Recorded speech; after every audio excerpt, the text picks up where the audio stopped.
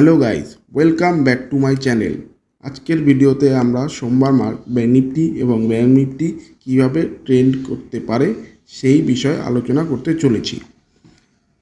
Nifty এই সপ্তাহে মোর দেন 450 point উপরে গিয়ে ক্লোজ দিয়েছে। সো এবার আমরা দেখতে পাচ্ছি নিফটি একটি ট্রেন্ড লাইনের মধ্যে ট্রেড করছে। এবার নিফটির সবথেকে বড় রেজিস্ট্যান্স বলতে গেলে নিফটির এই ট্রেন্ড লাইনের আপার পোর্শন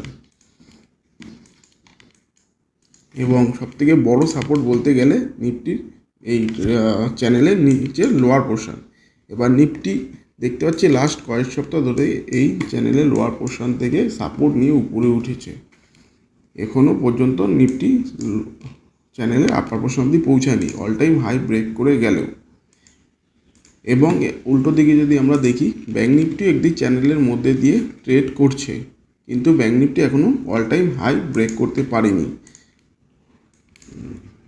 সো এরকম সিচুয়েশনে আমাদের কি ট্রেড প্ল্যান থাকতে পারে? নিফটি অল টাইম হাইয়ের উপর ক্লোজ করলেও আমরা দেখব যে নিফটি 23,000 থেকে রেজিস্ট্যান্স নিয়ে কিছুটা পড়েছে। এবং টেকনিক্যাল অ্যানালাইসিসে আমরা জানি যে 23,000, 22,000, 22,500 এই রাউন্ড নাম্বারগুলো একটা রেজিস্ট্যান্স হিসাবে ধরা হয়। সেক্ষেত্রে নিফটি 23,000 থেকে ফল করলেও আমরা পুটের দিকে বা সেলিংয়ের দিকে বসবো না, যতক্ষণ না পর্যন্ত এই ট্রেন্ডের 50% কারেকশান হয়।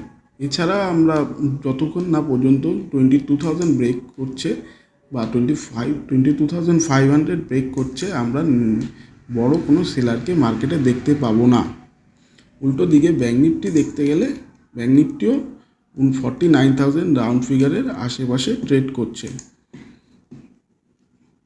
এবং ব্যাংক নিফটিও বুলিশ ক্লোজিং দিয়েছে।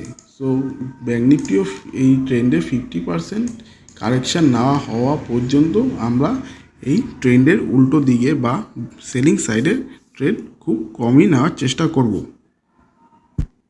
এবার আসা যাক ইন্টারডে প্ল্যানে। আমরা ইন্টারডেতে কী করে ব্যাংক নিফটি প্ল্যান করতে পারি।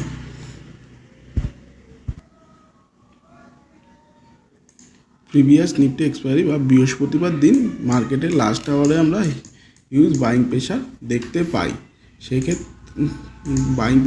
পাই। এবং সেখান থেকে ব্যাংক নিফটি আপার লেভেল হোল্ডও করে যায়। এবার পরের দিন যদি মার্কেট ফ্ল্যাট বা সামান্য গ্যাপ ডাউন ওপেন হয়, এরকম সিচুয়েশনে আমরা মার্কেটের রেজিস্ট্যান্স ব্রেক করার জন্য বা প্রিভিয়াস ডে হাই ব্রেক করার জন্য ওয়েট করব। এবং যদি প্রিভিয়াস ডে হাই ব্রেক করার সাথে সাথে আমরা এসএল দিয়ে ফার্স্ট টার্গেট 250 এবং নেক্সট টার্গেট 49,400 আশেপাশে রাখব। সিমিলারলি নিফটিতেও আমাদের সেম প্ল্যান থাকবে। নিফটিতে ফ্ল্যাট বা হালকা গ্যাপ ডাউন ওপেন হলে আমরা নিফটিতেও ডে হাই ব্রেকের জন্য ওয়েট করব। যেহেতু নিফটি অল টাইম হাইতে ট্রেড করছে, তার জন্য নিফটির ভলিটিলিটিতে আমরা বেশি দেখতে পাবো। সেজন্য আমরা কল বাই বা ফিউচার বাইয়ের জন্য আমরা